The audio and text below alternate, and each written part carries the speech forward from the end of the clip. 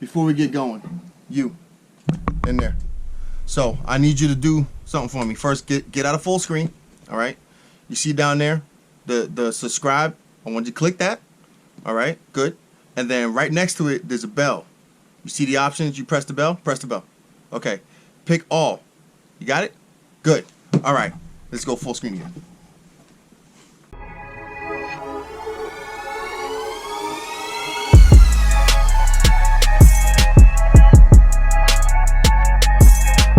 What's up, guys? Welcome back to another episode, Ranting with Wrenches. So today we're going to talk about rear-wheel drive, all-wheel drive, and front-wheel drive. So we're going to start off with Rich. He's going to tell us his opinion on what would he prefer as a daily. As a daily. So as a daily, based on the area that we live in, seeing as you can get ice pretty much any time of the year. Yeah.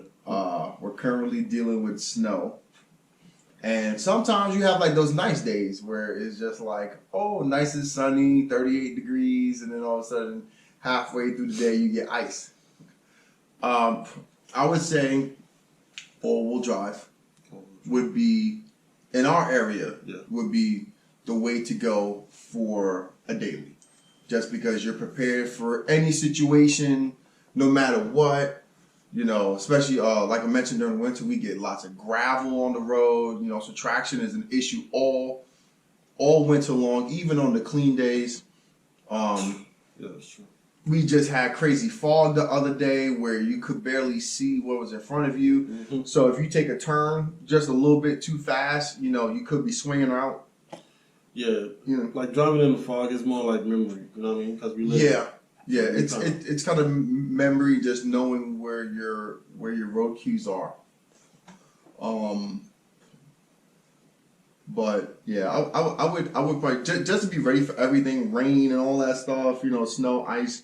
I would probably say all-wheel drive in our area is the way to go. What do you think your daily driving would be, besides the fact that, you know, you already have an all-wheel drive car? I agree with you. All-wheel drive. Front-wheel drive over here, not too bad. Good tires plays a big difference in that. Especially if you get the studded snow tires during the winter. That helps out a lot. Rear-wheel drive around here, unless, all right, if it's cold or whatever, ice, you could probably get away with it. A little. Snow, forget about it. In a rear-wheel drive? Yeah. I drove my wife's Charger in the ice. It's not that bad. That's not all-wheel drive? No. You got a rear-wheel drive Charger? 100 pounds of sand in the back. Sand and gravel. You're brave. But yeah, you can't. Rear-wheel drive around here, no. You shouldn't be driving it. But there's some people who, you know, that's their car. I just saw a Challenger. I just saw a bright red Challenger with snow all over it, driving over to 940. And that's the thing. I'm like, how are you driving that thing? I was like, seriously? Like, I can barely get around in my little front-wheel drive car, and you're driving a rear-wheel drive car. Granted, the weight is like 5 times more than what, you know, what Kia Forte is. But if you don't put something in the back, forget about it. Forget about it. You're sliding everywhere. Most likely you're gonna crash. I don't care what you say. But what would you think of, like, if you was going to the track? What would you prefer? So if I'm going to the track, is a little bit more strategic in that. You have, you know, your prototypical, you know, rear-wheel drive guys. You know, if it's not rear-wheel, then it's not real. Yeah. But honestly, I feel like you could get some really good performance and really give people a run for their money with a front-wheel drive car. If you can get a hatchback, a coupe, front-wheel drive car that's light, you gut it, you put some good engine work into it, and you do a solid build, you could probably dust majority of rear-wheel drive cars. Yeah. Because by the time they get to their power band, you're already gone. Mm-hmm. You would probably have issues with some all-wheel drive cars, like Evos, really, really well worked up STIs, probably, Hondas. Just because, they're already halfway there. Mm-hmm. It's like putting a motor on a piece of paper. But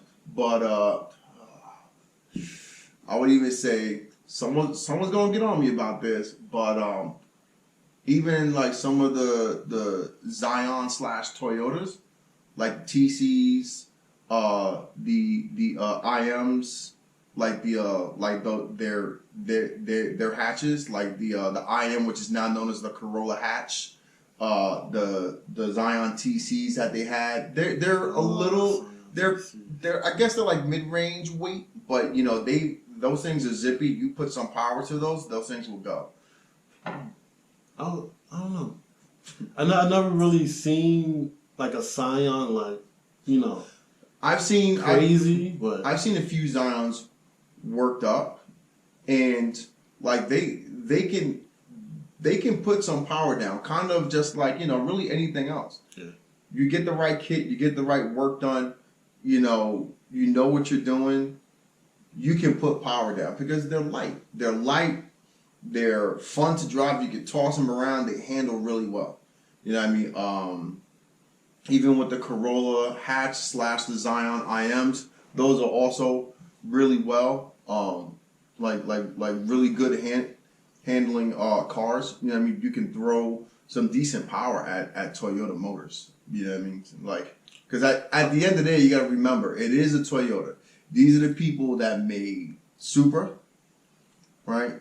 People that have made, they make a whole line of Lexus vehicles with the V8s, the Tundras, motors that are just bulletproof. So to add a couple extra, pounds of boost to it is nothing. You know what I mean? So, just because they haven't really been doing much of stuff lately doesn't mean that they're not still capable of it. Toyota's been stepping in game. Well, yeah. They came out with the TRD. Yep, the TRD lines, the TRD Camry. Even though that's not really a power thing, that's just more suspension and style. But all that plays a big difference. You know what I mean? It can give you a better drive. It's like what's the other one? Honda coming out with the N-Lines. Yes. Everybody's stepping their game up with these performance cars. Yeah. You know what I mean? So that's a good thing right now. Yeah. That is great. That we do have more people coming out. But as you notice, if you like read deeper into the articles, they're looking at like hybrid performance. So like part combustion with like electrical motors, maybe to drive the rear wheels, or like electrical motors that kick on after a certain point. You know what I mean? It was like the what was it? The Hyundai Elantra N. It was Yes. like half electric, half Yes. gas. Whatever. Yeah. It's an electric hybrid that that helps drive the front, that helps manage the torque drive to the front wheel. So after you hit a certain speed, it reduces how much the gas motor is working, and it takes over with the electrical motors to help control and drive the front wheels. That's insane. That saves your engine quite a bit too. Dude, it's insane. And so you figure that torque is helping you take off. Immediate torque is helping you take off. And then once you get to a certain point, the engine is basically just there to supply power to the motors. Done. It's over. So what do you think is good for a track? I don't know. I'm on the fence. You got front wheel drive, which is good. The Hondas, they always, if they're built right, they always destroy anything that comes on that track. Rear wheel drive, the one thing I like about, I'm like thinking about like my childhood, like when you see like it, popping wheelies and shit. Yeah, Fast and the Furious when he went up in the air. Oh my God, I love twisting that. chassis. I don't even care if the car is slow. If that thing does that, I'm done. That's it. There's a very old man that lives inside of me, that loves the big body, rear wheel drive cars where you sit inside, you could be like this and not even touch the passenger. You gotta actually like extend your arm and reach over to touch the passenger.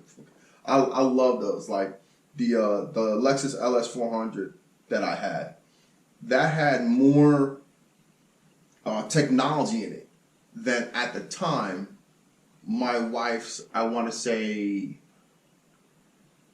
2011 Nissan Rogue. Mm-hmm. I'm like, banana, you know what I mean? And then the power that motor put out. And then when I started looking into that motor, I realized that motor was still around today. You know, they just keep refining it. And that motor that's in the LS400s is still around in Lexus, and it actually drives the Toyota Tundras. That's nice. So you're talking about since 1990, what, that's 21 years that motor's been around? Like most companies don't keep motors around for that long. Like it gets to a certain point where they're like, okay, we're tired of it. And if it doesn't have like a racing heritage and they start selling it as like a crate motor, they disband it and then just try to come up with something else. Yeah. That's a sample. Like Subaru, they're getting rid of the EJs. Now it's going to be FA20, FA24, whatever. But I wonder how many people are going to be still trying to get their hands on the EJs because it's a proven motor. A lot of people know how to work on them, know how to build them, and to probably change a couple of mounting points. You know what I mean? To drop it into a newer body. This is where now, like when they had like the Blaubai, the Hawkeye, whatever, all kite eyes, whatever. Cross-eyed. Like when they came out with the 08 narrow, and then they came out with the 2011 to 2014 wide bodies. Yeah. Now everybody's trying to find the Blaubai or the Hawkeye, which are now rare, especially the STI models. So now you got another era where 5 years from now, the car I have is going to be the one like, that everyone wants. So that's why I'm like, when I got my car, I was contemplating. I was like, damn, I wanted a Lexus IS, 350 or whatever. Mm-hmm.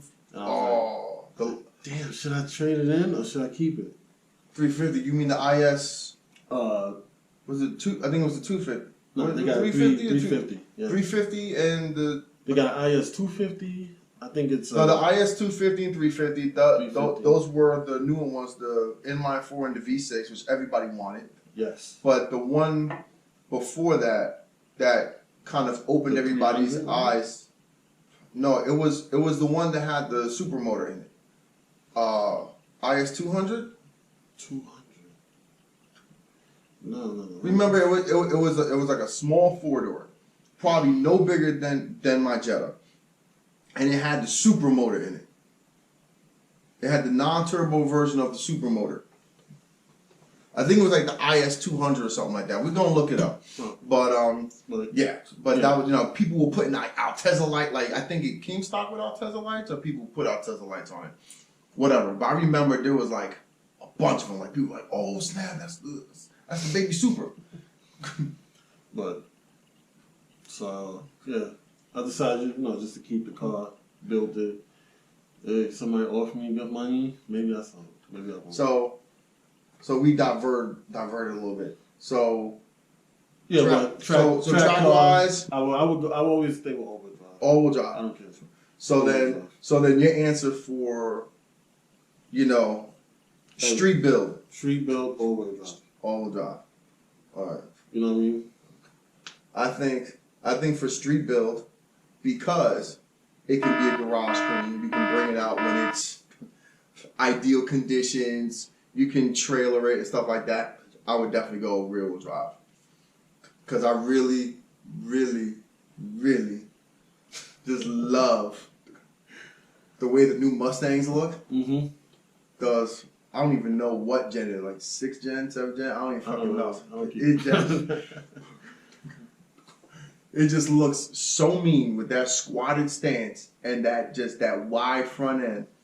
It's like, especially the freaking GT350. Oh my god! And the fact that now you can get a 4-cylinder turbocharged Mustang that's putting out just as much, if not more, horsepower than a Mustang GT V8. And all you need is like a $500 tune, and you're up in like the 600 range, if not more. And don't forget, Mustangs come with a already pre-built low end. They're already made to take at least up to 5, 6, even 700 horsepower easy before having to change out anything. Was it the GTs? You put a blower on, dude. Like, you're not getting traction. Just put it this way. You're not getting any traction. Like, that's probably one of like the most badass things when it comes to the Mustangs. It's so raw. I feel like the Mustang is the rear-wheel drive version of the Subaru. Because the Subaru, the power is just so raw. And you know what I mean? If you mash it, it's like all the wheels are just gonna start dragging that sucker, and then once it grabs traction, it's off. Yeah. Where you have other more refined versions that anybody can get it and drive. So like for the Subaru, it would be the Evo.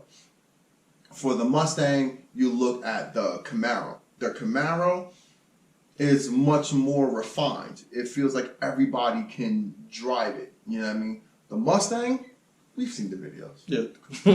If you are in a crowd and you're standing next to a Mustang while that engine is revving, you're a dummy. Stupid.